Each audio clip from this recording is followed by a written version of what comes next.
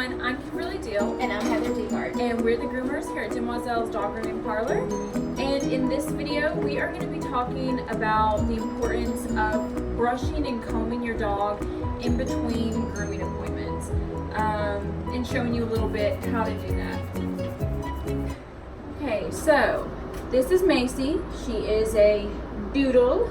So before we go cutting on Macy or anything, and before we put her in the bath, the most important thing, this is for, groomers or pet owners, the most important thing you can do before throwing a dog in the bath, especially a dog with long hair, brush them out, comb them out, check for tangles and mats.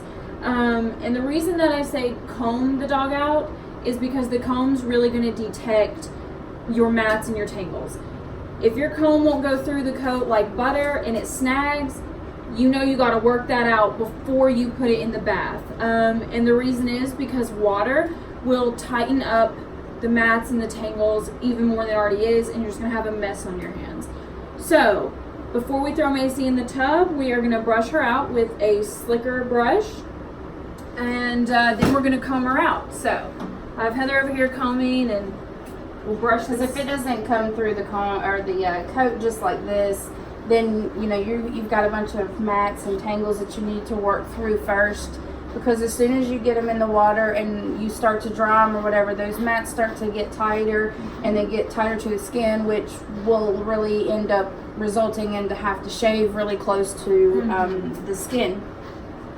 So you don't want that. So you want to make sure that you try to get all of the mats and stuff out of the dog first. Because if you don't, then you're going to end up with a really short dog. Yes, so it's very important. If you want to keep your dog long and fluffy, make sure you're doing this in between grooms, because it's really hard sometimes to save it when they're really matted. So brushing and combing in between grooms is very important on the owner's end.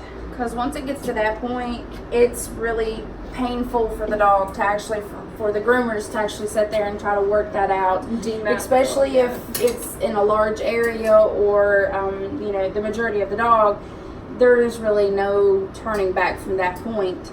Because, you're sitting there and you're actually like pulling on, having to pull on the dog, and that's not very comfortable for the dog. So it's best to just go ahead and shave down short. So you want to go ahead and prevent that from happening from the beginning.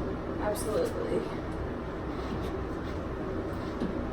Like I said, make sure that you're hitting all of these areas underneath the front and back of the legs, especially under here where the dog lays down. Behind the ears. Behind the legs, the ears. Because you'll have dogs that'll have mats really bad back here. And the tail. Don't forget the tail. Another thing too, when you're combing, if you have a dog with like longer, a longer fine coat, you'll see on your comb, so you have like wider spaces right here, and then you have, they're closer in right here. So if you have a dog with fine long hair, you want to use this end with the teeth closer together, the fine tooth comb.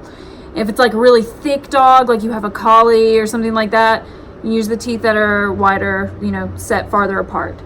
That helps too. So, like a Yorkie would be good for the fine tooth comb. But Macy's hair is pretty clear, so that's good that the owner seems to brush Macy out really well.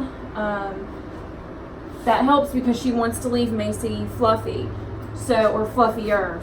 So in order to do that, the coat has to be well taken care of. Not just at the groomers, but in between grooms. So. And it also helps being brushed at home to allow the dog to,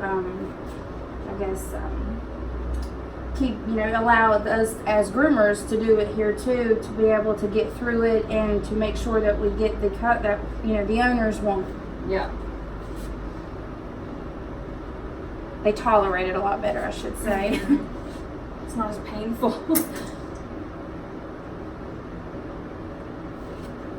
So once you have your dog's coat cleared of tangles, mats, all that, we can head to the bath.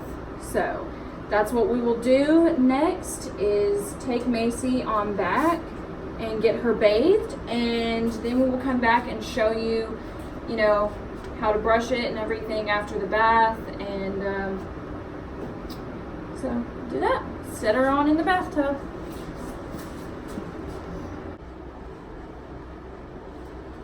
So this is the after product of Macy after she's had her bath, and after we got her out of the bath, blow dried her, you know, and we brushed and combed her out again, and then Heather did her haircut, and it looks very good.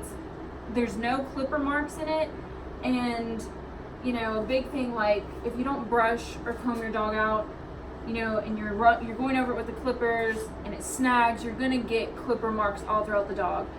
So this just goes to show too, like home maintenance is really important, the brushing and the combing, because when you bring them in, they can look really good if the hair is taken care of. Still leave it long.